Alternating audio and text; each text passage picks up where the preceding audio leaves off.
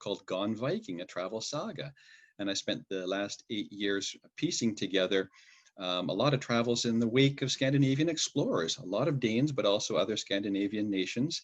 And it's a humorous adventure with a bit of history, and I want to share some of those stories and photos with you today. I want this to be very open and fluid, and if you have questions, we can visit. Just make sure you wave a hand clearly, and Lena, maybe you can help me, as I'll do my best to manage with the chat stream while I read and share things with you. But let's jump right into things. I've got this little video trailer. It's a minute and a half, so make sure your volume is comfy. There's going to be some music to accompany it, a nice reasonable volume, and we'll see how I can do with this screen share. And let's kick things off with this official trailer video to good start. There we go. We're going to share my computer sound, and let's see how we get going here with our Gone Viking trailer. I'm going to cue this up, and there we go. Thank you for your patience. We're going to share, and ready, set, go. Got your volume on. Let's get a taste of the adventure before I start sharing stories with you.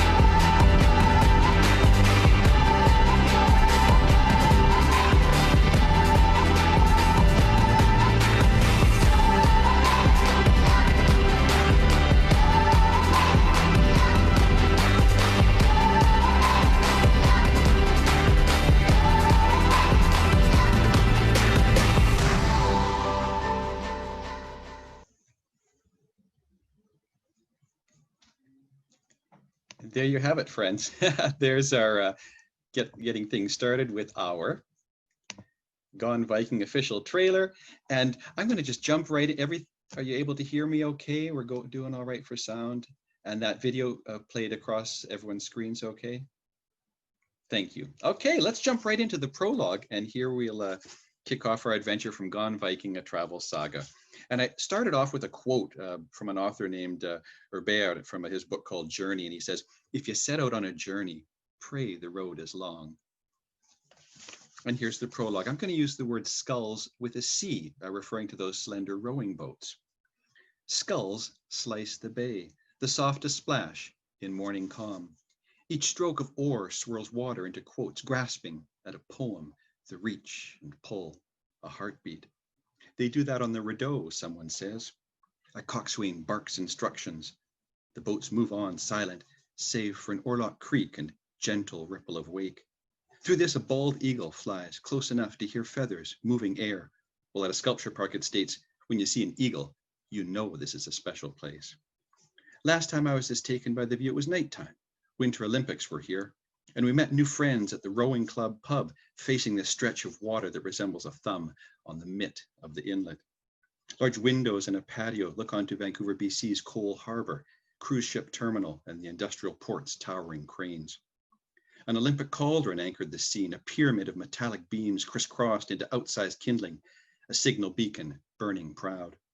The fiery glow dampened city lights, leaving only flame visible dancing on dark water, the look of a Viking funeral. So there you have a prologue to our adventure, and I'm going to just cue things up with another little screen share. And so for those of you that don't know, as Lena said, I'm here in Vancouver, BC, just across the border, and I'm sure many of you know our town. I think of it as, you know, there's a lot of similarities to Seattle. I think we have maybe half the population now. Please, show of hands, how many of you are in Greater Seattle now? I know there's some, is there a Ballard contingent as well, perhaps? That's a gorgeous part of the city. And even looking at yesterday's opening video from when a retreat was held in Manuka, and that was not that resort, but that part of the, you know, the state line was where my wife Debbie and I had our very first vacation many years ago. So I love the visual, and I feel as though, oh, we've got it virtually now, whether it's be memory or past experiences. Let me share a photo with you as I do my best again to manage my technology with you and for you. So there's the cover of my book. That's what we would call in the business a bit of product placement. But here's a map I wanted to share with you. Now, Lena, you're not seeing my face and your face on the map, are you? That's just me, isn't it? Do you just see the map? Thank you. Okay. Well, here's a visual I wanted to share with you before we jump further into our reading and stories and photos. This is just a piece of very simple art that's on the wall of our little downtown high-rise apartment where my wife and I live. So this is my inspiration more often than not when I'm writing. And for years, I've been looking at this thing. It's just a piece of wood with paint splatter, but it's a world map. And I find it very inspirational. So with this in mind, I'm now going to go back to reading to you from the introduction to Gone Viking, a Travel Saga, because I'll reference that painting, and now you've got that visual. Here's another fun quote to kick us off.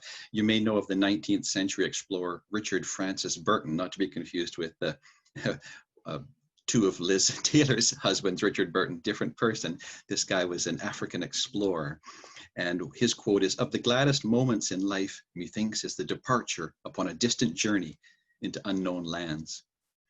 And so with that, we kick things off with what I call Viking. My journey begins with a pint, another pub on a pier, this time seated on a timber dock. Sun's glazing the water, surrounding me in radiance like I'm seated in a forge. Inspiring setting, beautiful day. And I'm formulating a travel plan, a trail north, east, and west, envisioning waves and ice and mountains. The scene blurs at the edge like cloud, a winding path, romantically ambiguous. I think of the far north and shiver. Why leave this idyllic spot to trek some of the world's most inhospitable places? I ask myself this more than once, the one-word answer invariably the same: Viking. Through translation and time, the words come to label a people, a capitalized noun outside of Scandinavia. But the word was first used by those people, describing the pursuit of wealth or land, legacy-building quests known as going a Viking, or simply to go Viking. It was like a grand tour before rail or the Renaissance, an overseas experience without synthetic packs or Swiss Army knives, just wool and fur, wood and iron, axes as tools and weapons, along with the power of sail, oar, effort. And welcome in new listeners and readers. We're sharing the introduction to Gone Viking here. It was a grand tour, but before all of these modern day amenities. Instead of photos or journals, mementos were gold and silver, ivory, amber, and slaves, by trade at times simply taken, occasionally plunder, ransom, and butchered bodies. Going Viking was a rite of passage, a drive as strong as a nomad's pull to migrate. Riches from abroad meant power and the ability to write one's saga, tales of conquest and bravery. The result, immortality. This was a time before we were even able to mute each other. Everyone had a say in the story and the adventure. And I carry on. Another pint, and I may as well digress for a moment, just for fun. I brought out my genuine hand-sewn leather pint as my little audio visual, my show and tell from the Viking Center in York in the UK. So with that in mind, although it's too early to fill it with Carlsberg, but I promise you that will happen later. Another pint and my plan takes shape, a trailhead at least, pointing me on my way. The journey, after all, being about departure as much as anything, a sense of discovery. Saxons called it Wanderjahr, the equivalent of a student's gap year, travel prior to settling down, education on the road in lieu of a structured workplace. This excursion, evolving as I go, will be my Wanderjahr. Multiple trips over several years, in fact, but a wander all the same, Viking in its truest sense, my trail, a personal saga. Now I've got another little passage to share, but if anyone had a question yet, at this stage, do not hesitate to jump in, because I want, as I say, this can be as interactive as you like. I'm going to persevere. Oh yes, Ingrid, is that a question? I'll take you off of mute and away we go. I think I'm unmuting. Oh, thank you, Lena. Have you taken up travel as a lifetime endeavor, or are you just newly finding this maybe upon some retirement of, worldly tasks of making money? I had been writing travel memoirs while I had a traditional day job, as a lot of writers could attest to, something to pay the bills. But I was a self-employed person, which gave me the flexibility. If I was able to get away without income, I could travel indefinitely and do it on the cheap and this and that. But a few years ago, I did leave a traditional workplace to jump in full-time as a writer. And so there's articles and columns that I write, but these books are much grander projects. My previous travel memoir was a 10-year project, and this piecing together with research and travel and writing, Gone Viking has been an 8-year adventure. But I'm a full-time writer. I'm also a musician, and so there you go. And thank you for asking. Oh, here's a little backstory. It's a perfect bridge, Ingrid. Thank you. You can become part of the roadshow, because I'm going to jump back into something I call partial recall. I was little, maybe 6, and I was a Viking. My tunic was a gunny sack, something you'd use for a picnic race, but turned around like a garbage bag poncho, head and armholes cut into the sackcloth. The waist was belted with a length of cord. I had a paper mache helmet with horns, a round shield and short sword, light wood wrapped in tin foil. The overall look was pretty good, as I recall. We were a ragtag army, about 15 people similarly attired, marching down Main Street as a part of Vernon, British Columbia's Winter Carnival, next to Quebec City, Canada's largest. The parade route was a good long march, given the length of my legs at the time, a mile or so through the center of town. We shook our swords and howled at spectators, threatening pillage, none of which I understood, but I found the loosely organized chaos great fun, particularly yelling at strangers, a thoroughly enjoyable activity I plan to reprise in old age. A few decades later, and I'm a Viking again, having joined my nieces for Halloween trick-or-treating near their Vancouver home. I'm no longer part of an army, but a solitary Norseman, feeling out of place on a warm afternoon. My outfit's a far cry from my childhood gunny sack. This one was purchased at a costume shop. Leggings, tunic, boots and belt, and a faux fur cape that looks like an earthen bath mat. My choice of weapon this time around is a copy of Mjolnir, the warhammer Thor used to make thunder, or Gene Simmons spat fire from with a bellowed, God of thunder and rock and roll. It's all I can do to not sing that, but I'm saving you this because it's still morning time. It's undoubtedly the best part of my ensemble. Once more, I'm crowned in a horned helmet, but plastic, not paper mache. It'd be a few more years of museums and research before I'd learn horned helmets never really existed, just something made up by an Austrian costume designer to accompany Wagner's stage performance of Flight of the Valkyries in the 1800s. The Viking-inspired music kept alive by many soldiers, and the visual image by Looney Tunes. And although not a cartoon, here we come back to our previous world map, although it's not a cartoon, art on our wall reminds me of that animation in its spectrum of color, vibrancy that stimulates like children's TV. It's a piece of reclaimed wood, the color of Arabica coffee. Stain deepens the wood's natural grain, adding richness to the rectangular slab, and it's been painted in a manner. An explosive rainbow obliterates the wood, a shotgun of paint from close range. Colors could pass for Rorschach spatter until eyes focus. There is, in fact, familiarity in the seeming mess, shapes recognizable from study and repetition. The Americas, Canada bleeding into Greenland, icy blue. Africa, lush and green, melts the Middle East into Asia. Europe grasps the Mediterranean, squeezing out droplets of yellow and white and the pink of every salmon. Oceania is a constellation, spilling into the Indian and Pacific, the water a sparkle of candy and coral. It's a globe, the world laid flat on old wood, a mishmash of paint on scrap. One thing becomes another, alchemy, the map and interpretation of what's there. And sometimes the map is the territory, Rebecca Solnit writes in Wanderlust, which I know to be true. I travel that imagined space constantly. This time, however, I'm going for real. So there you have the introduction to Gone Viking, a travel saga. I'm going to share a few more photos with you because I think, quite fittingly now, we ought to jump right into Denmark for obvious reasons. But I'll do a quick scan if anyone had a question before we jump ahead. And Ingrid, I'm going to see if I can, there we go. Thank you, Lena. Please go ahead. I wanted to ask, is there anything unique about the Vikings? I mean, I know that the boats are unique, or maybe the dress and these type of features, but seems to me across the globe, a lot of cultures got into boats and rowed over to the next island. Or I remember being in Hawaii and reading about how the Pacific Islanders came on boats, and it was pretty fierce culture and tattoos. Anyway, my point is that, you know, what was unique about the Vikings? Anything?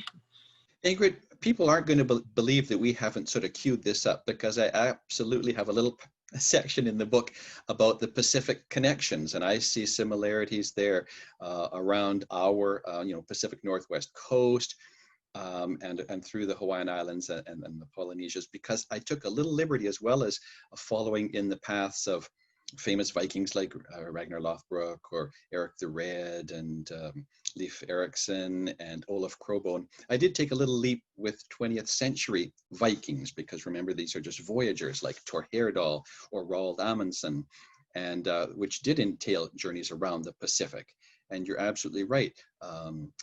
These artisans, seagoing people looking for either wealth or resources or new land to settle, because many of these cultures were thriving and economically healthy and viable with good food supplies.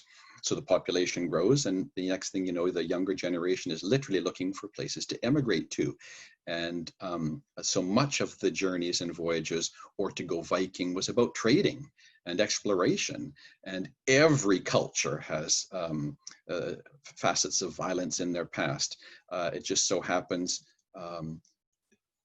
whoever was writing the history of that at that time might skew it in whatever manner they see fit. But there's a rambling answer. The uniqueness of the Scandinavian explorers, which I'll call capital V Vikings, but certainly the Danes led a lot of that, was absolutely in the boat design, being the first culture to design and develop the keel for these voyaging boats, these long ships, these dragon ship boats.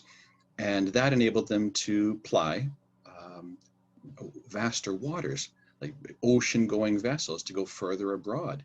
And Thor Heyerdahl would say, yeah, well, you can cross the Pacific in a balsa raft, but which he proved you can. But at the end of the day, if you want to ship livestock and a small army, a well-armed army, and maybe bring back resources or timber for building and trading and wealth, yeah, you need proper seagoing vessels. And we'll absolutely touch on that in this next passage. I'm going to jump us ahead to the Danish Viking Ship Museum, which really spearheaded this this travel saga for me. And does that kind of answer that question, Ingrid? We'll get more answers with this next bit of reading too. So I'll go back to a screen share, and let's jump into our photos. And now we're familiar with that world map, and you can see, to me, and I also made a conscious effort to write in a manner, it's present tense. And folks find that, like, I feel, I love travel literature. I write what I love to read. And to me, that's very engaging. If you choose to read this either from a library or a bookstore, we're taking this adventure together. It's proper armchair adventure, lived in real time. And I make it a bit dreamy in places, the way the original sagas were written. In the day, not unlike any great text, there might be a little bit of myth to go along with the history and the fact. And that is what makes for great tales and adventures. So here we are. Let's kick, now we're having our proper cultural retreat. I'm going to make this screen a little bigger. And here we are, more or less here, our blue dot, as you know, and I'm going to jump us right over to, I had been doing some travels and experiencing parts of Scandinavia, parts of Western Europe, and parts of the Mediterranean. And what fascinated me was everywhere I was going, there were Viking roots and facets of history. But it really hit home for me when I went to Copenhagen and the Viking Ship Museum. So now we'll lower our microscope a little bit. Here we are, since we're at our cultural retreat together. Temporarily unmuted. Good morning. Kaya, am I pronouncing your name correctly? Welcome in. I'm Bill. And so just west of Copenhagen is the Viking Ship Museum. So I'm going to stop my share again. Has anyone had a chance to visit that Viking Ship Museum in Roskilde? Beautiful. All right, that's a nice, okay. Yeah. Percentage. So I'm going to be sharing things with you that you will be familiar with. Hopefully I'll shed a little bit of new light on some of these things.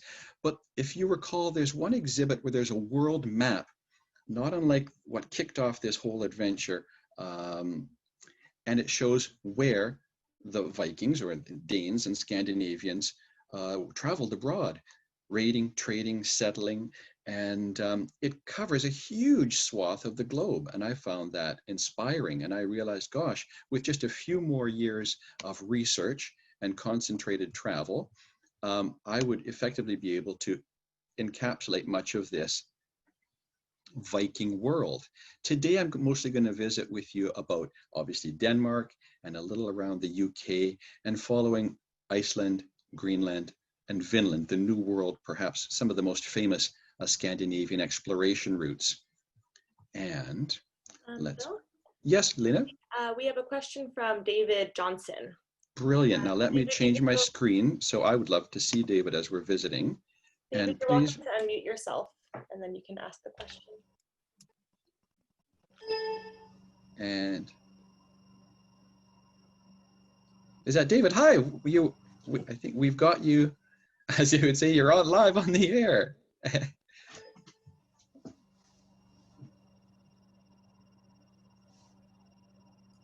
It might be a mistake. That's fine. So Okay. if David comes up with that question, we will absolutely come back to it. In the meantime, I'll share some photos with you, and do not hesitate to interrupt me, and I will do my best to multitask as we go. So for obvious reasons, I wanted to kick things off, but in Denmark, but it really was a significant sort of eureka or watershed moment for me in that Viking Ship Museum. And obviously, we've got our fun Danish flag, and you maybe noticed this in our trailer video, and many of you will be familiar with that in Nijhaven and that gorgeous the maritime paint and the nautical feel of Copenhagen. And I'm going to share with you a little story about the Yellingstones, which will be familiar to most of you. And in yesterday's introduction and overview, Lena introduced you to Susanna Rasmussen, who's a pastor at the Danish Lutheran Church up here in one of our Vancouver suburbs of Burnaby. And obviously, I like this. I'm not sure if we're bridging the pagan and the Christian traditions like great 11th century Vikings with our folding helmets, but I'm going to go back to some reading for you now that we're in Denmark together. And I'd be remiss if I didn't show you my hand-knit Viking helmet, which has, with great pride, this, if you can make it out, there's a Danish flag there. And I just think that sort of tops it off quite nicely. And Rita is the name of one of Susanna's congregation that makes these, and the proceeds go to the church. And I'm going to get into trouble because then everyone wants them and she can't keep up the supply to meet the demand, but it goes to a lovely cause. And I know we could probably connect you with that appeal at some point. Hey, let's jump back into Gone Viking, a travel saga. Oh, unless we've got, okay, David, no worries, no questions there. Oh, good. And raising a hand, another participant from the Viking Ship Museum. Well, here we are, my friends, and I apologize in advance for my pronunciation, but give me some, be patient with me here. There's a Danish word, hygge, that's hard to define as pronounce. How did I do? Okay, thank you. I'll take 2 thumbs up. It's the feeling of hominess. Invariably, it's associated with warmth, the sanctuary from the depths of long winters. What I imagine a clan feast in a Viking longhouse to be, a sense of family, contentment akin to home for the holidays. Our exploration starts at Copenhagen's National Museum in a prehistory exhibit stretching into the Viking Age. We learn of Egtved Girl, a Bronze Age woman in her late teens, discovered near the village of Egtved. She's buried in a coffin. She was buried in a coffin in a boggy barrow.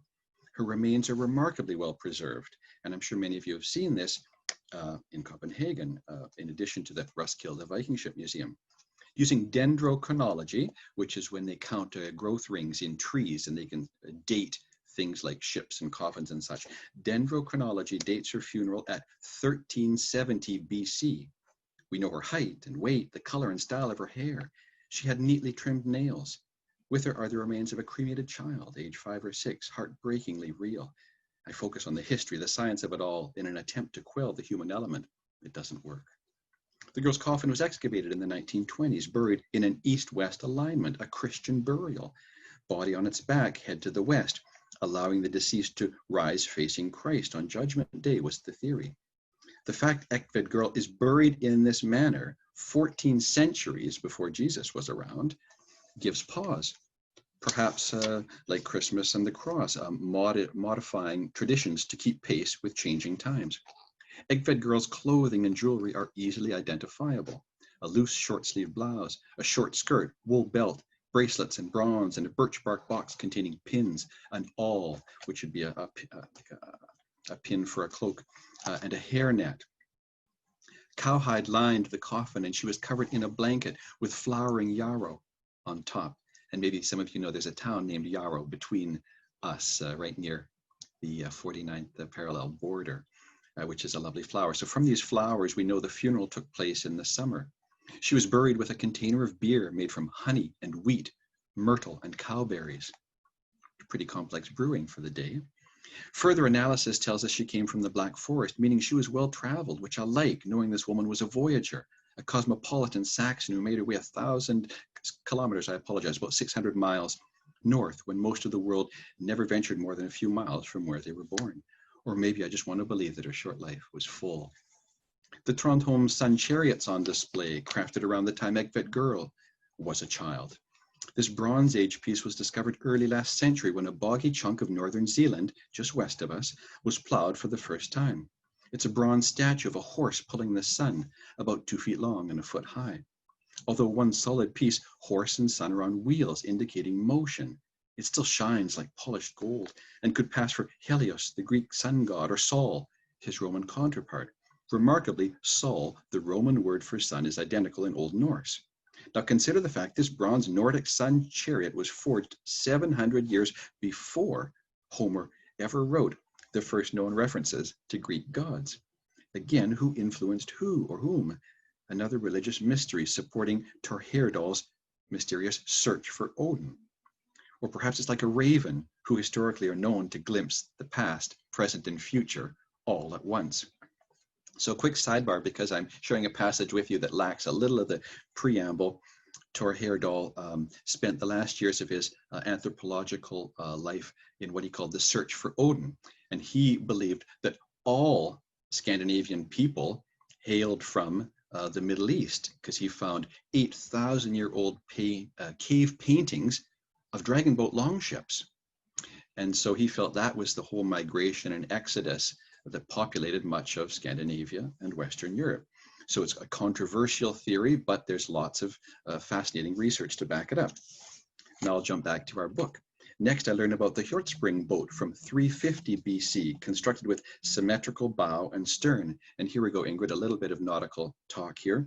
A symmetrical bow and stern from 350 BC for landing and launching in either direction. This is a beaching boat designed for raiding, built and sailed 1,000 years before the Viking Age. And I read the following. The Hjortspring boat is designed as a large canoe, excavated from a bog on the island of Als in southern Denmark. The vessel is wood, clinker built, which means all the planks are flush. The planks overlap. Caval is flush, but clinker built as overlapping, where they could be nailed or riveted or sewn together to make a watertight seal. This boat, oh, pardon me, it could had room for a crew of 20, and they would propel the boat with paddles. This boat is the oldest wooden plank ship in Scandinavia, and its closest parallels are the thousands of petroglyph images of Nordic bronze ships elsewhere. And when found, it contained a great deal of weaponry and armor. The sinking of the vessel has been interpreted as a deliberate votive offering. Now we're done quoting, and back to my words here. The significance of this boat is that it matches rock carvings from elsewhere. It's double-ended, clinker-built, and full of weapons. In other words, long before Scandinavian boat builders developed the keel, Danes were still going a Viking, long-haul journeys in boats built for raiding and trading, craft that could be dragged between inland waterways. The Hjortspring boat, this high-prowed, high-sterned war canoe, is the earliest dragon boat longship. Now, for those of you that have visited there, I'm telling you things that you already know, and I apologize, but hopefully a little fresh perspective. And again, with a wave of the hand or getting Lena's attention or mine, feel free to jump in with thoughts or questions or contributions. And in the meantime, just for the sake of Ingrid, please, and thank you, Lena, in advance for unmuting Ingrid. So you were talking about a boat that, did you, before BC? Yeah, 350 BC. 350. And we would, you know, now this is a very Anglo-centric history, but a labeling that the Viking Age, many historians would say, started late in the 8th century, the late 700s. So yeah, 1,000 years ahead of the Viking Age, Danes were going a Viking, and the boats were pretty sophisticated, but still probably more for inland waterways, right? They're pulling between rivers, maybe plying the Baltic, maybe hugging the coast.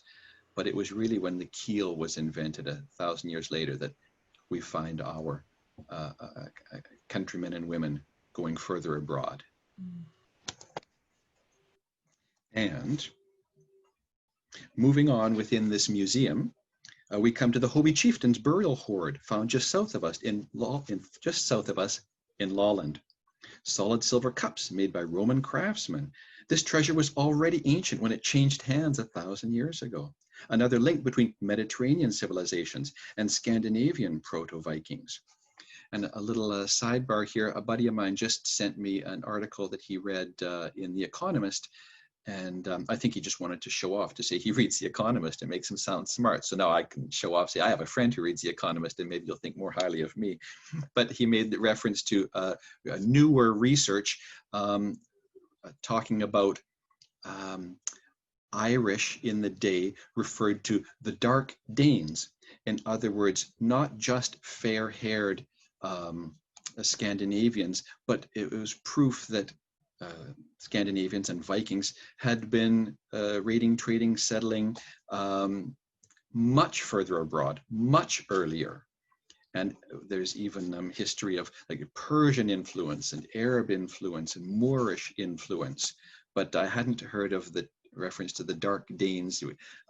Folks would refer to the Black Irish, which meaning just a bigger gene pool and a truly global community from a very, very early age. Hello. Hello, Pamela, is there a question, please, or comment? I just posted a link to a study about the gene pool that they've done of Vikings. And it is now pretty clear that it's not just blonde, blue-eyed people. And there are many, many dark-haired people, and they have genes from all over Europe. One of the things that they've attached it to is it's a little gene, it's an allele, a little piece of a gene that some Danes have lactose tolerance that persists into adulthood.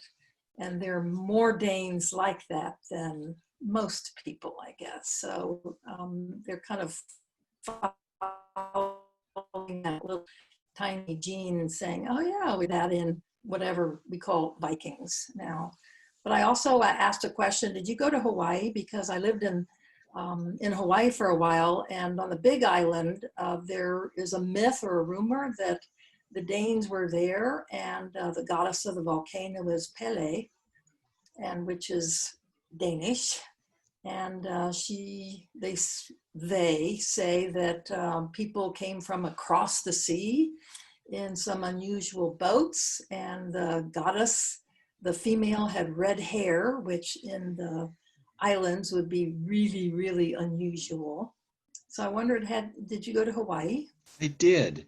I made a quick reference to Ingrid earlier, but yeah, the Pacific was an extension of my Viking saga, small v Viking, and seeing similarities between the islanders. And what was fascinating, putting some science to some of the speculation and myth, is a lot of the Polynesian sailors use a very similar methods to the Scandinavians or the earliest Viking voyagers with it's almost like an inherent ability to navigate. And it's a combination of intuition and fearlessness, but it's something that is coached or coaxed out of individuals, and they feel it's something inherent. You don't just teach necessarily someone how to navigate in this manner. If you're sailing in a choppy, foggy sea, and there's no sign of a sun or a North Star, it is a very unique trait that they found in Hawaiian Islanders and Scandinavians. So again, a really fascinating bridge that they're literally see the world like higher mathematicians. They've been these individuals, it's an utterly unique trait. And that's one of those, like a DNA thread, or something as simple as a hair, eye color, lactose intolerance. So there are some very fascinating potential ties there. And we really don't know how far abroad Danes and other Scandinavians sailed and explored. And that to me is some of the dreaminess and a myth that of any great saga, leaving us to speculate. You know, the ... is, we call an ellipsis, plus the notion of elliptical, perhaps without a beginning or end. That to me is the part of any great story or saga. But brilliant input, Pamela. And yes, and I do make a bad joke about Pele being the Brazilian soccer stars as well. So there's all kinds of different interpretations of that name and that history. Thank you. Oh, thank you. I'll jump back into some things here, because you saw that fun picture of Susanna Rasmussen and I in front of a replica of the Yelling Stone. So now I'll take us right back to Denmark, and where I learn about Denmark's Yelling Stones. And I do that, you know, that's Jelling, Yelling Stones. Having only read about them, I mistakenly pronounced it like the national park where Yogi the Bear stole picnic baskets, Jellystone, until a Viking archaeologist I was working with corrected me. He said, "They're Yelling Stones." So I said, "Ah, thank you," I hollered back with marvelous wit. And then more research offered the following overview. And this is going to be very familiar to you, but I thought it just felt like a proper cultural share this morning. The Yelling Stones are two enormous carved rune stones from the 10th century found at the Danish town of Yelling. The older of the two was raised by King Gorm, Harold Bluetooth's father. The second larger stone was raised by Harold himself when he was king to celebrate his conquest of Denmark and Norway and converting Danes to Christianity. The inscriptions are considered the best known in Denmark and appear on national passports, as most of you would be very familiar with. The stones represent Denmark's transition from paganism to Christianity. Harold's stone, which features a depiction of Christ, is considered Denmark's baptismal certificate and is strongly identified with the creation of Denmark as a nation state. And like the wireless technology that bears his name, King Harold Bluetooth again proved his ability to bridge gaps and unite people. Christianity is a political instrument and institution rapidly dominating Europe. Converting his people not only avoided conflict with other Christian kingdoms, but further strengthened his position on the throne. And how many folks have visited Iceland? Wonderful. Edith, good. And Preben and Kat. Cool. Maybe you've seen this in their National Museum there. This transitional art where you'll see carvings of Thor and Jesus side by side like brothers. So that to me is a fascinating sort of like a kind of renaissance. This very sort of cautionary, open-minded, walking a line that is embracing beliefs and faiths, very modern. In fact, for any time, but certainly in that day. It was understood that while Denmark was Christian, people practiced whatever personal beliefs they held, pagan or otherwise, provided it be in private, a pragmatic social norm. And due west of us on Denmark's North Sea coast, religious lines are again more dotted than solid at an archaeological dig currently underway in Ribe. It's believed to be a Christian boat burial, possibly the first transitional grave, a hybrid of faiths. Burial with grave goods was distinctly pagan, but this unique Christian ceremony took place nearly 200 years before the country's conversion to Christianity. Once more, lines blur, no different than in Iceland, where the Icelanders have their Hulderfolk, the hidden people, and they say, why disbelieve anything? It could all be true. And I've got another page and a half I'd share with you as we make that transition to that Viking ship museum, which I treated as a pinpoint in our map. If anyone has a comment or question, I'll take it. Otherwise, I'll carry on reading. And here we are together in Roskilde. It's an overcast day, bright gray flattening the world. Everything resembles two-dimensional art. And we're threading our way through a flow of cyclists in this pressed landscape to catch a westbound train to Roskilde. We're going to the Viking Ship Museum, the Viking Ship Museum, situated on a small island on the Roskilde Fjord. It's where our, and I worked for a while in my research with a Viking archaeologist, and he sailed aboard that Sea Stallion, which you may know is, it's a recreated dragon boat, a Viking ship, the world's biggest, about 100 feet long. And so it's a working ship. They've sailed all around the North Atlantic. And some of the best stories this archaeologist had to share with me was just being aboard this Sea Stallion. And you've probably seen pictures or videos of it. Now, the Roskilde facility is a working museum focusing on maritime and experimental archaeology. Walking from the train, I hear the sounds of axe blade on wood, chopping, shaving, and splitting, the same sounds that drew me to a carving shed on Haida, only louder, more construction and crafting. Men are hewing timber for new ships, and women are splitting oak into planks. Other beams are being squared, and everything's done by hand. Traditional boat building, forged iron tools, cutting hand-felled trees, adzes and saws, awls and mauls. No costume actor guides here. This is a place of historians, anthropologists and archaeologists, hands-on researchers maintaining a culture. From nearby, there's a soft thunk-thunk as an archer's loosed two arrows into a slab of oak, and a clang-clang, clang-clang rings from a metal worker pounding forged iron into nails. Clothing's current, Gore-Tex and Tech fabric, but this is a place of the past. Long boats are moored on the water, a fjord stretching out into choppy gray-green. 9 Viking boats have been excavated from the surrounding area. Another 5, the museum's primary exhibit, were raised from the depths of the fjord, where they were sunk in 1070, a defensive maneuver to seal the Narrows. It's these boats pulled from the water that grab me, on display in a glass-walled room overlooking the bay. Each ship's unique, warships and Nors, designed for fighting, raiding, transport, and commerce. The cargo Nors are broad and deep with storage for livestock and trade goods.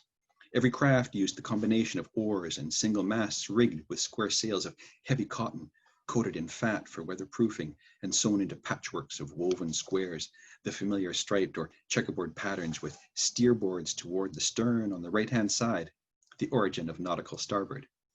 Behind the ships on a long high wall is a world map. That's what we were talking about. Sweeping lines trace Viking exploration, where they came, went, raided, and remained. Red arrowed bands diverging into flanking lines, the look of a battle plan for world domination. And sometimes the map is the territory. I read again. And then again, sometimes the territory is so expansive it can only be mapped. This displays stretching imagination. The Roskilde facility is remarkable, the setting's superb, but this map with its growing red lines is what resonates with dreamy inspiration. In his book on the map, Simon Garfield writes, it's one of the most appealing features of large maps, and world maps in particular, that all journeys are feasible. And there, my friends, concludes the little part of the Denmark chapter that I wanted to make things fit and kick things off with today.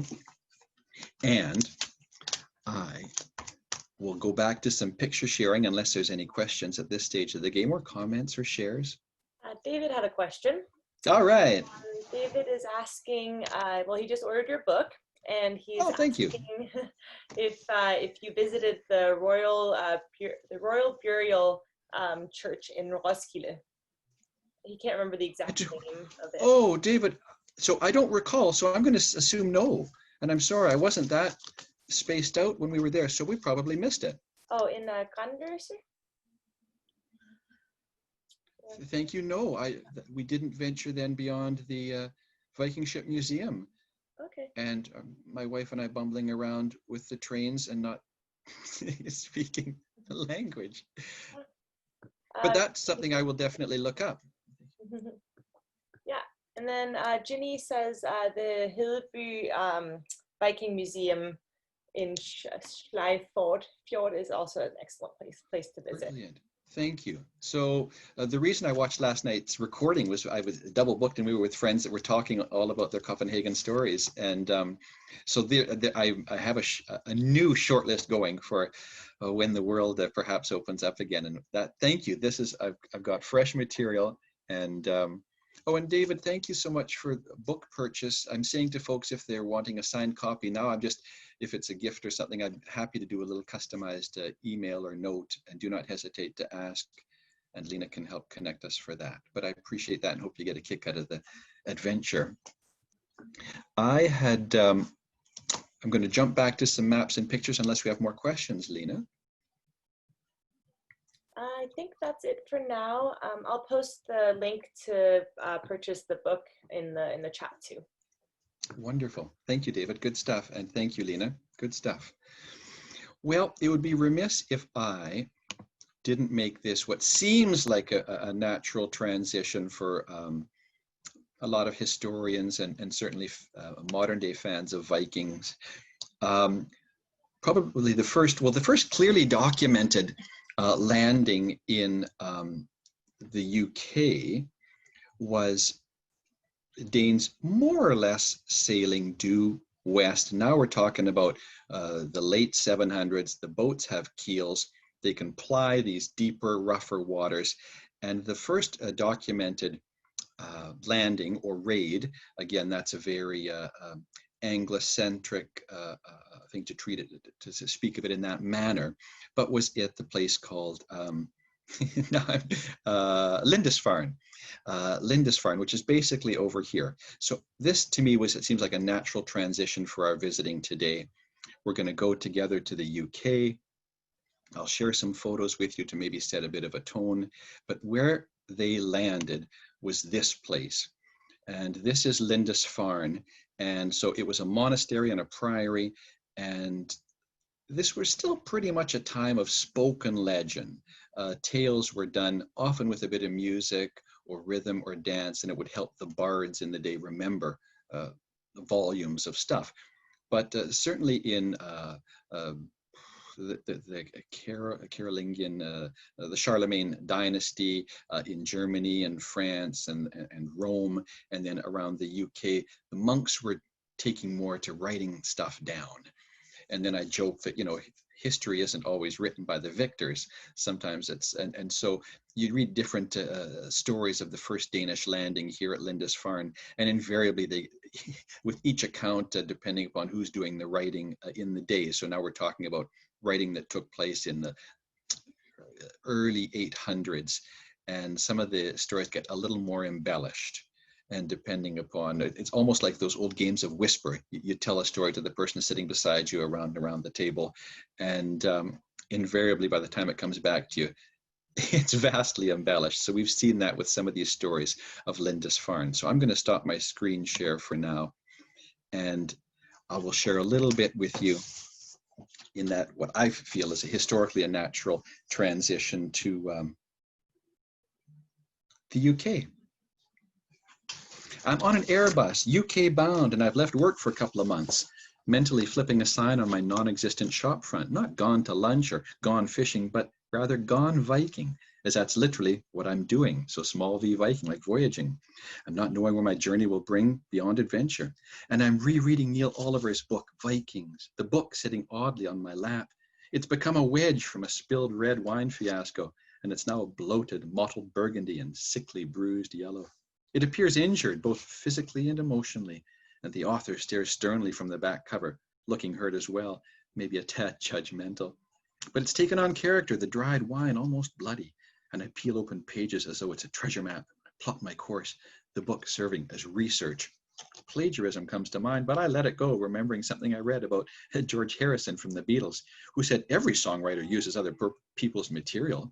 Good writers borrow, he says. Great writers steal. So with the intention of being not only good, but great, I set about memorizing Oliver's text. After a while, I check our progress. We're currently over Greenland. And according to adventurer Hodding Carter, this has got to be the worst place in the world. His perspective as he sailed the south coast in freezing squalls. But after landing, he writes, ashore, Greenland is like a birthday present given half a year early, surprising, delightful, and wondrous. And he does a pretty good job of clearly capturing the fluctuating moods that come along and enthusiasm and downs that accompany exploration.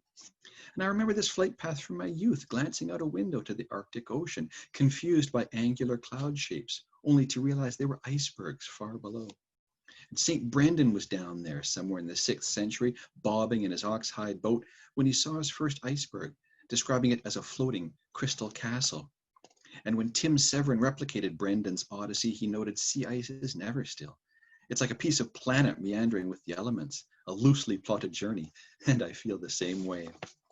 When I next check our bearings, we're skirting the Arctic Circle, like Brendan and Severin. We'll get there when it's time. And within a few moments, Greenland and Iceland are behind us, for now. And together with my wife Deb on this leg of the excursion, my Viking voyage is underway, around the UK and beyond. Ragged geography, rich in history, Britons, Celts, Picts, Normans, Angles, Saxons, and Danes. Viking blood, a dripping timeline leading us towards the unknown. So I'm going to share with you now a few photos because unless there's any, well, thank you, David, liking that poetry. Well, I'm going to run with that, and I'll share some photos and I'll share a poem with you. I did promise Lena some spoken word. That's another one of my outlets. So then Ingrid said, what do you do for, can you take time off? And because you're really curious about work, right? Or income, how do you pay the bills? I can assure you it's not as a spoken word poet. You have to do that for the passion of it, a nice connection and artistry. Good friends, no money. Let's do a share screen. And as now we're together in the UK from Lindisfarne, we're going around, let's go around the coast a little bit. And I just, puffins are certainly something we don't have around here, as you know. So seeing those, this is now hiking up around the northern end of the British Isles, islands off of Scotland. And oh, Ingrid, that's a wonderful friend. I'm seeing your dog there, which looks like the sweetest character in the world. Maybe others aren't seeing that with my screen share. But so puffins, or maybe your dog is keen on these puffins. Here's the next one I love. Now this to me, A, it's a good shot, but B, in my mind, you look at these two, I'm pretty sure this guy's going, and this guy's going, I don't get it. I still don't get it. In my mind, that would be the caption with that photo. And so this is in the southwest corner of England, and I've trekked around a lot of the coast there. There's a thing called the Southwest Coast Path, and it wraps around 600 miles of that southwest toe of England. And invariably, wherever you go, there's a site where Viking ships have either landed or raided or traded or settled. So it became this lovely piecemeal facet of my Viking trail or my travel saga. And to me, Land's End just has a lovely romantic ring to it. And where you are, situated where we are, right in the Pacific Northwest, maybe many of you know Haida Gwaii.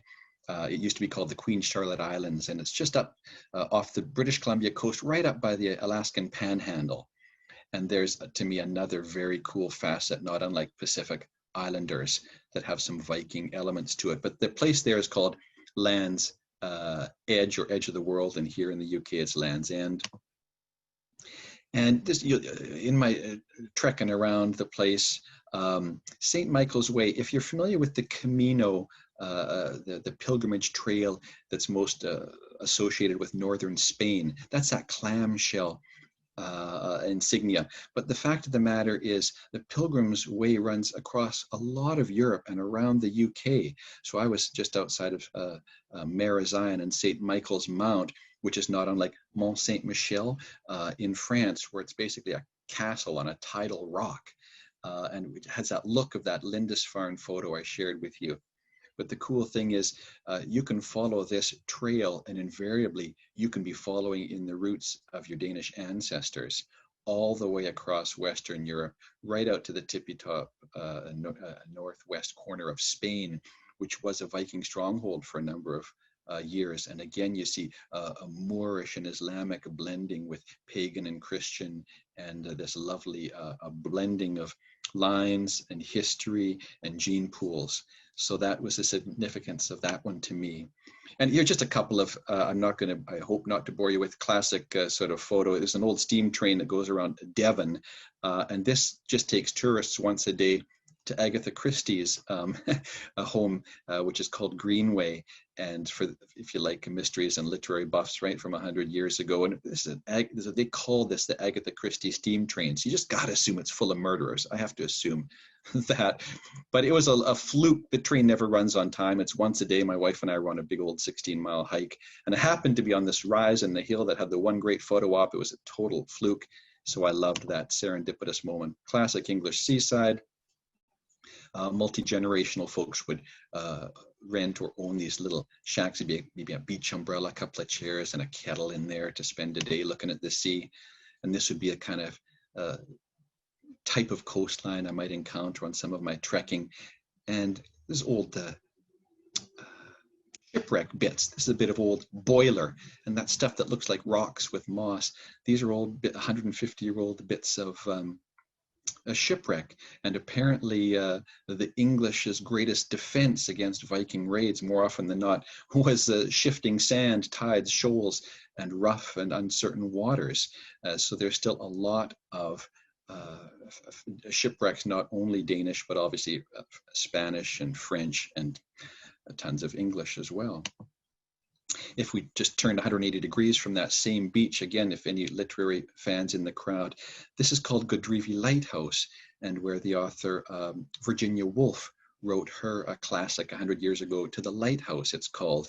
So she was really cutting edge as a strong-voiced feminist and a brilliant writer. And again, that dreamy nautical style that I quite enjoy and influenced some of my prose. And part of my journey was following in the wake around the British Isles of Olaf Crowbone, or Olaf the First. And he was one of those, I use the term a hybrid, a transitional Viking. He was both pagan and Christian. So he would do some trading and raiding, but also some converting of folks. And his, even from Viking standards, Olaf Crowbone's path was phenomenal. Like, he went as far as Russia, and interacting and visiting and trading with Slavic people, and with the Wends, which would be the original sort of Russian, or the Rus. That's another one that is a translated word from the rowers, which again came from Viking explorers. And here I was in this pilot cutter. This is a 50-year-old wooden boat, but it's a replica of a 150-year-old pilot cutter.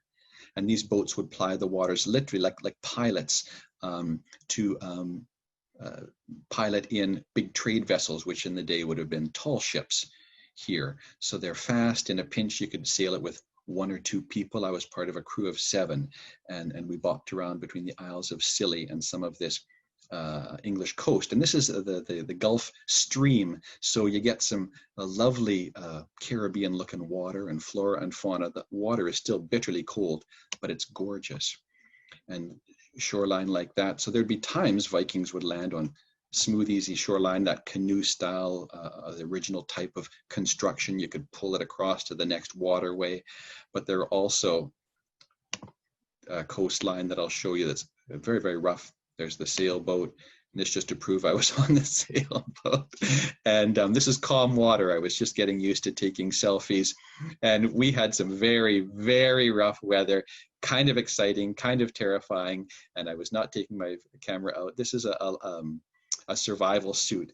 And later as we were just outrunning a force 8 gale. And if anyone has some nautical knowledge, I was a little ignorant at the time. I said to the person sailing with me, I said, what a force 8 is meaningless to me. What does that mean? He said, oh, when it hits 9, they give it a name like Andrew or something. Oh, so we had to sail very hard for 10 hours to get to a river mouth and to get out of open water. And as I say, it was exciting and terrifying. And waves towered past us and like just an arm's length away. And the front half of this boat, this 54-footer, was just being washed in sea, and we're tethered on with lifelines, desperately trying to remember how to tie knots and sail to relative safety. So here's just a gorgeous coastline. You can see there was some decent weather. There was some gorgeous stuff. This one is important to me because these little rocks with the lighthouse are called the long ships. And these were named ages ago when locals would have still been always looking at the horizon to see if the Danes were coming and how best to react. And this one, this is still around the UK. This is the southern coast. And I was just hiking along this southwest coast path. It was 2 days of hard travel. So this is sunrise. It's very early. I'm jet lagged, so I figure I can get a hike in before breakfast. I turned around to take a shot of the sunrise. There was sort of a lovely rainbow effect here. And I realized, hey, my footsteps look kind of lovely, like a greeting card. I wasn't trying to do anything, but I just thought that was a gorgeous visual. So now, David, with the world's longest preamble, here's a bit of a poem for you and a little spoken word for Lena.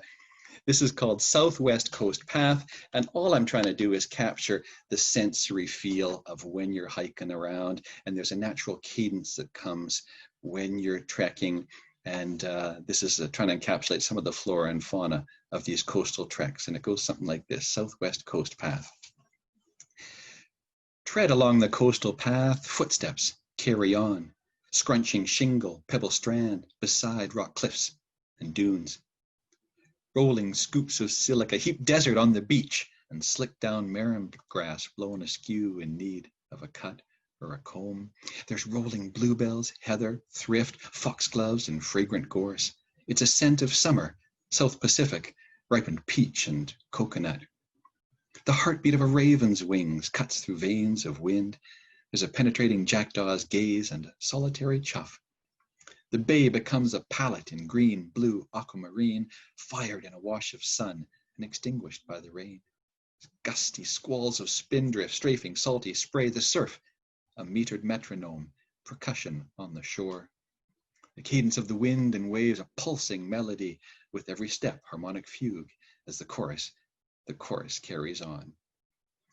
So thank you. That's Southwest Coast Path. Did my best to learn it, and I think it goes quite close to that. And I don't know if you were expecting any poetry or spoken word in a reading about Danish culture and Viking, but there you have it. And thank you for indulging me. Any questions or comments before I share maybe another little passage or two? Cheers, David. Thank you for that. Well, then I am going to jump ahead with a little 2-page passage, which again, sorry. Sorry, I missed a question. Ingrid, yes. Ingrid, good stuff. Yes. Well, this is maybe a technical detail, but and since they were Viking over 300 BC to 1000, 1100, I think. What did they eat? I've never read on that subject. How did they stay alive? Were they spearing fish, or did they have dried cod? Yes, and there would have been netting for fishing, woven hemp that they would use the same stuff they would, with cotton, they could make clothing out of it, they could make sails out of it, they could make nets out of it. But one of the recurring things from Viking research is the health of the people, generally speaking. Really good dietary stuff. Lots of grains, that weak beer, which has a food value to it. And when I read that one too, the myrtle berries and like really sophisticated culinary stuff.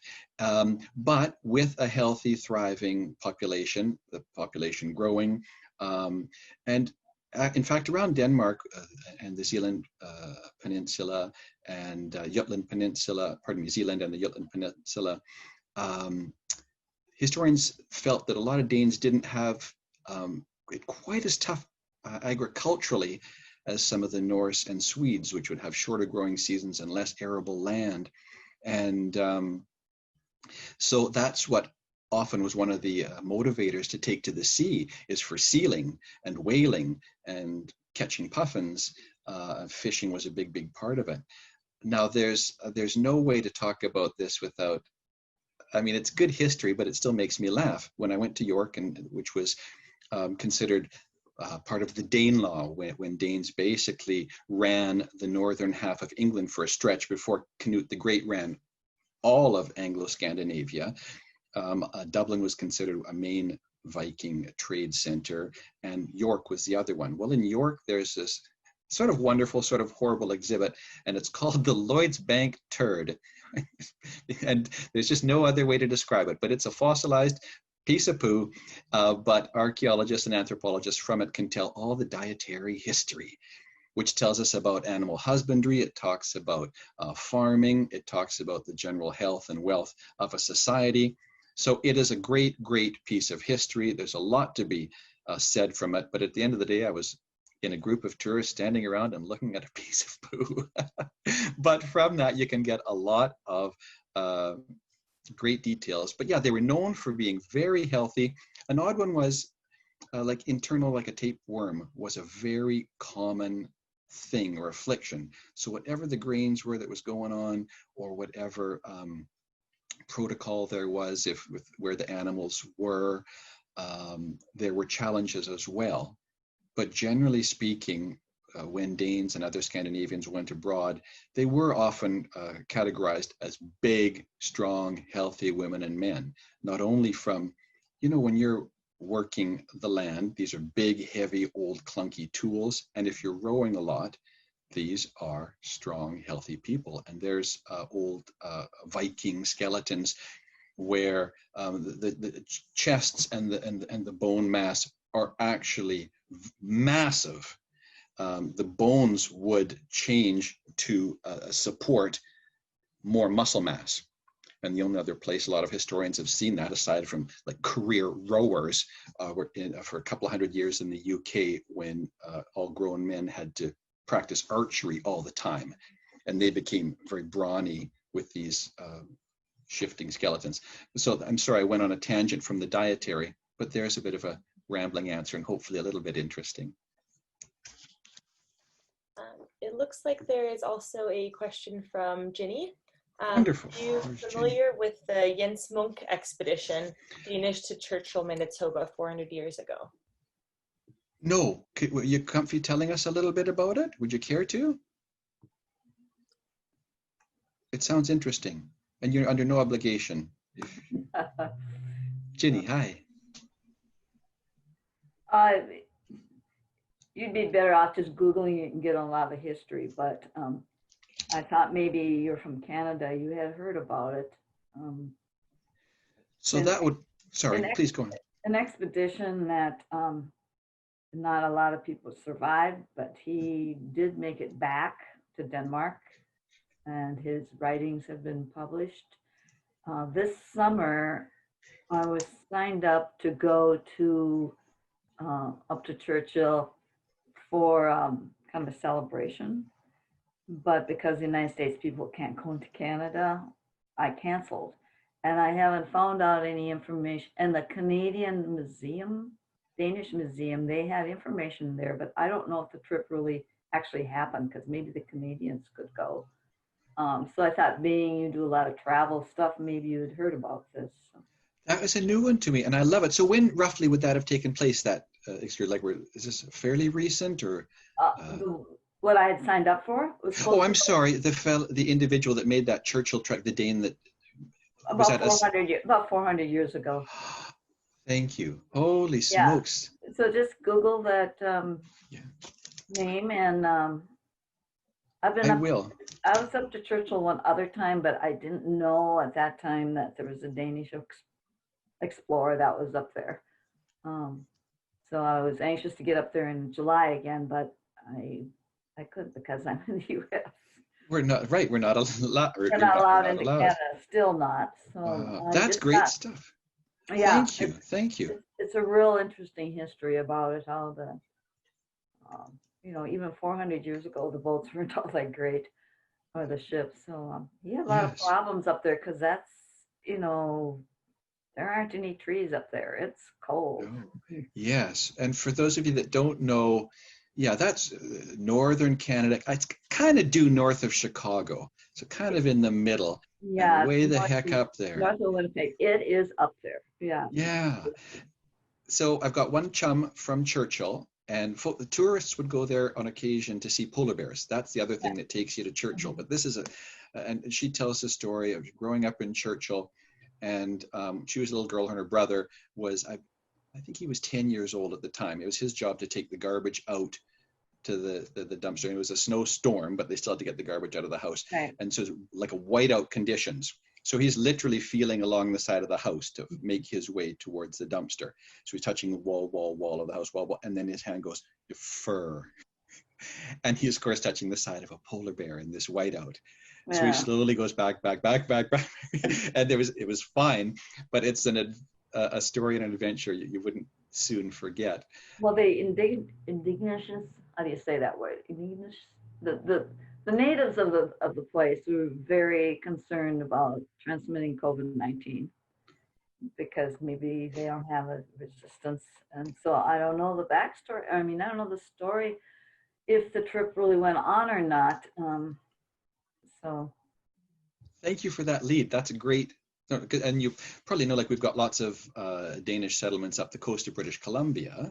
That was certainly, there's that nice presence here. But that's a new one to me. Thank you. Also, I was wondering, with visiting the Viking areas, I'm a wood carver, chip carving mostly. And when I went to the Danish Museum in southern Jutland, there was some interesting carvings that were found from some old boats that were in the water down there. And also it was a grave area. So they have dug up a lot of things from the graves. Very interesting museum to go to because it's actually where they're finding things in it. It's kind of a hidden area. And so the Vikings could kind of hide in there. And then go out to invade people and everything. So that history there is really interesting too.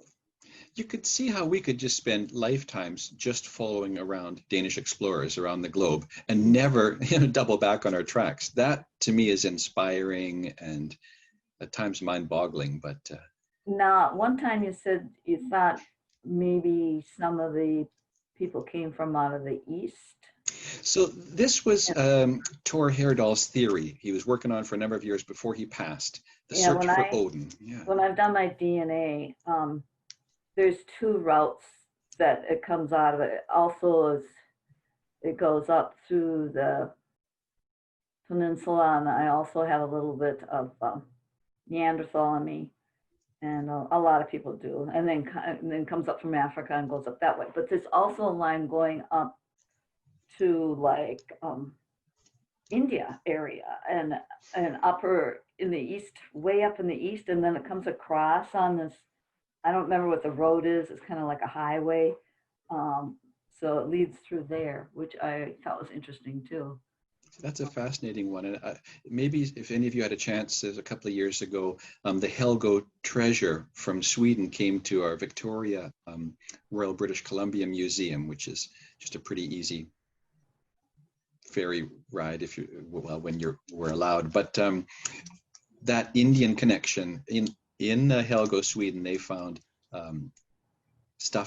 trade goods from India and from Egypt, as well as like Western Europe. So there's that fascinating tie there.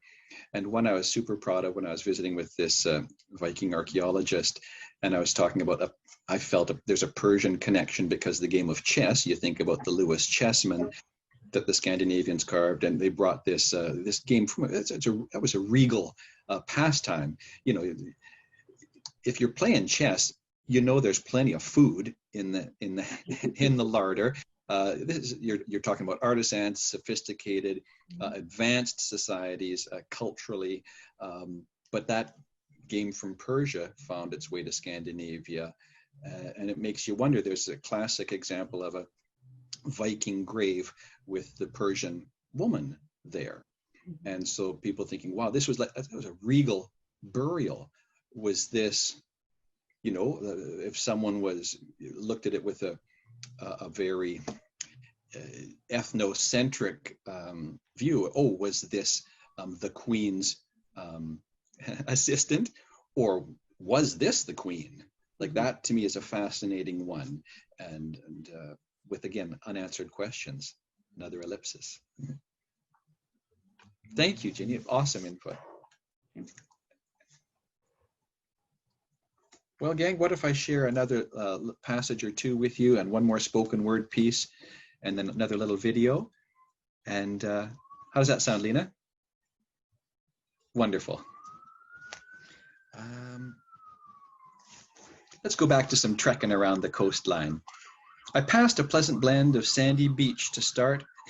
I'm not sure if you can hear the siren, but where I'm in a downtown, and there's a number of sirens going by. If you hear that, don't be alarmed. I passed a pleasant blend of sandy beach to start, pavement and cobbles undulating on steep hillside. Wildflowers burst with spring enthusiasm, daisies, heather, bluebell, hogweed and speedwell in pink, mauve, yellow, white, and blue. On the water, cormorants bobbed and dove in late afternoon.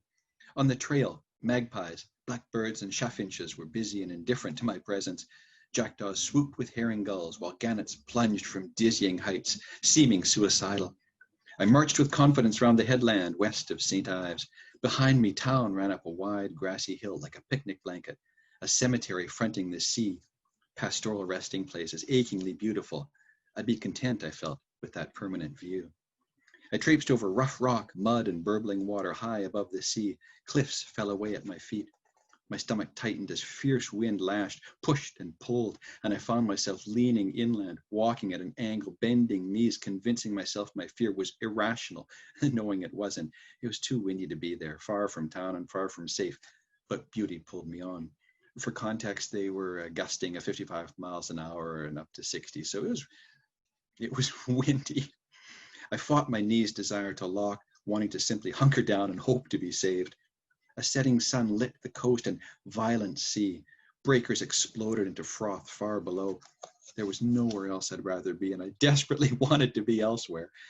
The head of a seal broke the surface like a dark cone, took a breath and dove, and I could just make out split flippers as it swam into deepening shades of green. And over there, they've got the big Atlantic gray seals, different than our little harbor seals here. They're big monsters. I forced myself to move, to turn around and inch my way back in the wind, clutching clumps of bunch grass, hoping it would hold. A rabbit hopped down the trail. 2 ravens sat on a chunk of granite. Songbirds flitted through windswept heather. I spotted the crumbled walls of what looked like a small castle on the cliff, and I broke through nettles, enduring needle-like pokes to see it up close. I peered over the precipice, and my groin plummeted with the land. I crept back, welcoming the needle stabs. Now I know it's one of many long-abandoned tin mines, tall stone engine housings that dot the Cornish coast like haunting sentinels. Well, I want to share a few more photos with you, and I promised a spoken word, and I'm going to go back to screen share and be sensitive to time. Let's just skip ahead here. So following our North Atlantic little route, roughly from east to west. Those of you that have been to Iceland, you know the Hallgrímskirkja. There's Leif Erikson out front, and this was the Settlers' Saga, and that's an 800-year-old book. You probably, if you've been there, you've maybe seen it. It's not always on display, and it felt like a huge treat to see. This is an old piece of ribbon that's a bookmark, and with the monks illuminating it, that gorgeous illustration in color on this vellum. And there's Gullfoss Falls, an Icelandic landmark. That means horse's mane, and of course bubbling sulfury earth. And the Sun Voyager, that aluminum sculpture in the Reykjavik harbor. And it changes color with the light from silver to gold, and I just find that rather magical. That's on the cover of the first edition of my book, and the second edition I was showing you has the cool Nordic writing. And this is a ridiculous photo that makes me laugh. As I say, at the time I was learning to take selfies. This is a wax Viking from the Saga Museum in Reykjavik. And what I like is, in my mind, it looks as though he's taking the selfie. And I like the fact that we have very similar pallor, that healthy waxy glow, and a bit of a crooked grayish smile. So I think if they ever put him out of work, I would definitely drop a resume off there, see if they're, and so together we've gone from Denmark, around the UK like Olive Crowbone. We've gone to Iceland like Eric the Red, who had a bad habit of killing his neighbors. And as the music was playing quite loud at our place next door last night, I felt I could, I could understand a fella being a little less compassionate to his neighbors. Anyways, the neighbors turned the music off. My wife and I got to sleep.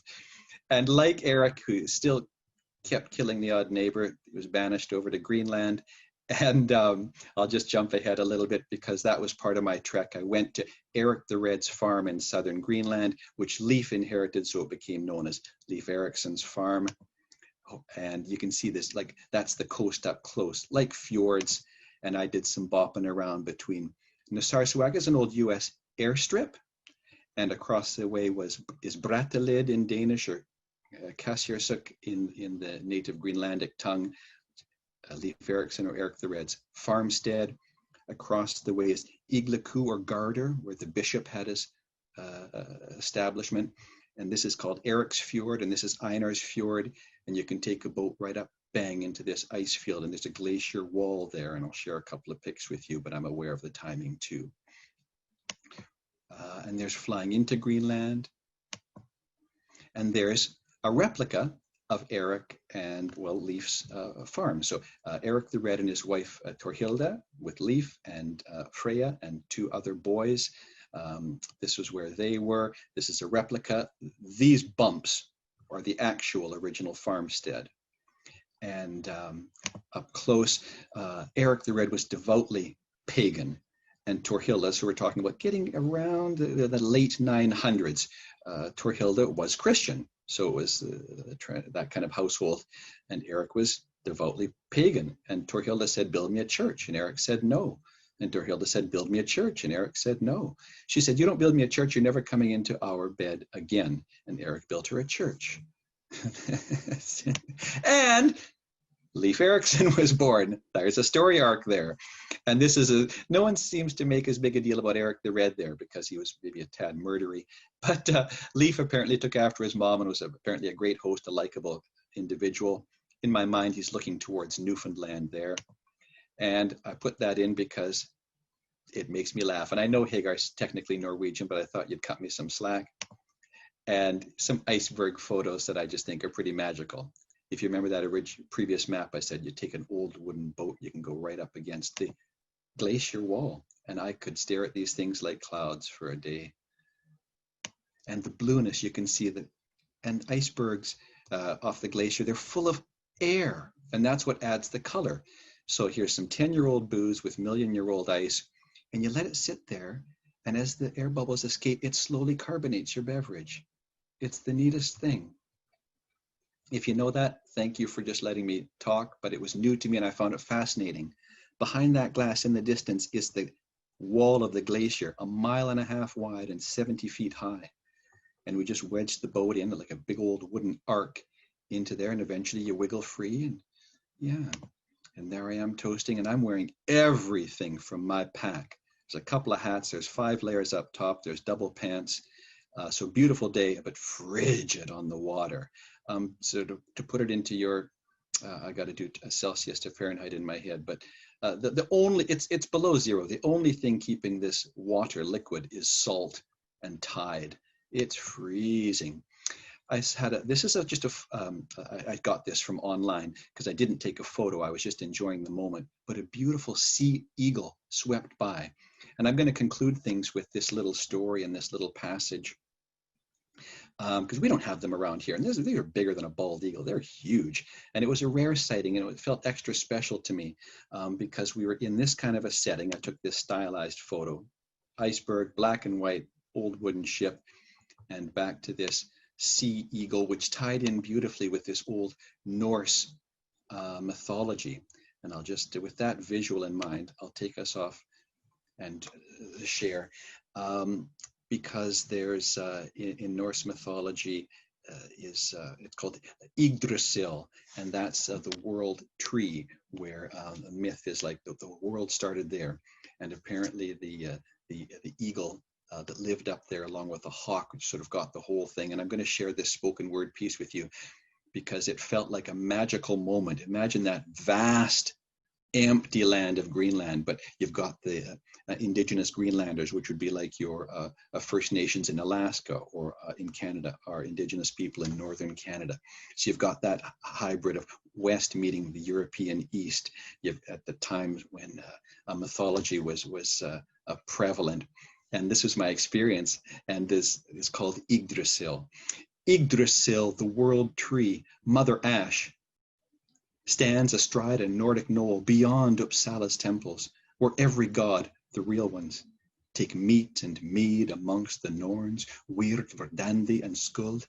And atop the tree, the eagle with no name resides, witness to our lives and spindle whirls of fate, sharing its eyrie with a hawk named Vedrfolnir, the witherer of wind. And when I saw the eagle, I was drifting on a wooden ark through looming crags of crystal-leaded ice. Naturlik, whispered the Greenlander, Aurora eyes squinting into cloudless Arctic sky. And together we watched the giant sail across a canvas of calcium blue, the hawk invisible to us, its presence though we felt in the eagle's sweeping gaze, removing every trace of wind, breath sucked silent from our lungs, a contour feather, whoosh, the only sound. So there's a little poem trying to encapsulate land, time, people. Now, I'm sensitive to time. I promised till 12:30. If you need to excuse yourself, I understand. If you'd rather not, I'll gladly hang out a little longer to answer questions. And I would love to share a 2-minute video with you that I customized for the DACR, just recapping our little travel saga together. And I will share one final, very short passage with you that I think sort of puts a pin in it, as we say in a most positive sort of literary manner. One destination lies ahead, a finale to this North Atlantic excursion, and in fact to my Viking trail. From Leif Erikson's Greenland home, I'm going to Newfoundland's northern tip, to his settlement at Lansell Meadows. One more stop to complete my saga, but one I need to travel over 10,000 miles to reach, half the Earth's circumference. I see Lewis Chessman sliding into place on a checkerboard map. One move to finish the match. I wonder how conclusion will feel. So thank you, everyone, and let's enjoy this little customized DACR 2-minute video, and then I'll come back to have a little visit if you like. Make sure your volume's on, and let's go from here together like this. And I'll cue this up. Give it a little, one moment to there.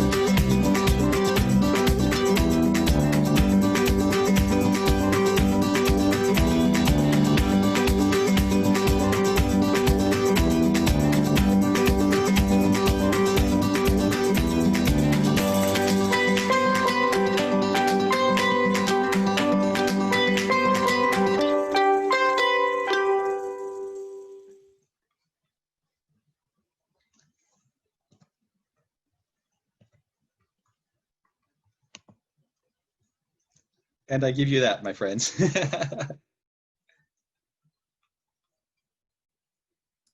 Thank you so much, Bill. That was great. Cheers, Lena. There's a few questions here and a lot of comments that are saying it's a great presentation and everything. Ginny is asking, she says, you are a musician, instrumental or vocal? Yes and yes. Indie folk would be my thing. I made an album I call Studio 6. So it's acoustic guitar and original vocals with some accompaniment by my producer and pal, Michael Averill, who's a recording artist here in Vancouver, BC. And then I mix some spoken word into it because you have to, that's how you can share at times with folks. Hey, I thought I was buying a music CD. Well, I'll sneak in a spoken word and hopefully you get a kick out of it as well. You also mentioned Leif Erikson in Minnesota. We have in October Leif Erikson week, couple of weeks, and this year Yes. it's going to be online.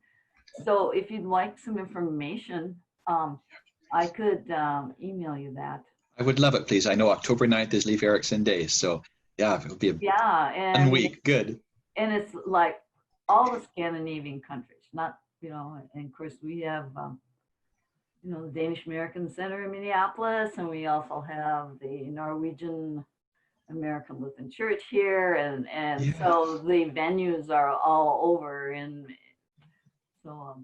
Brilliant. I would love that info, Ginny, please, and thank you. All right.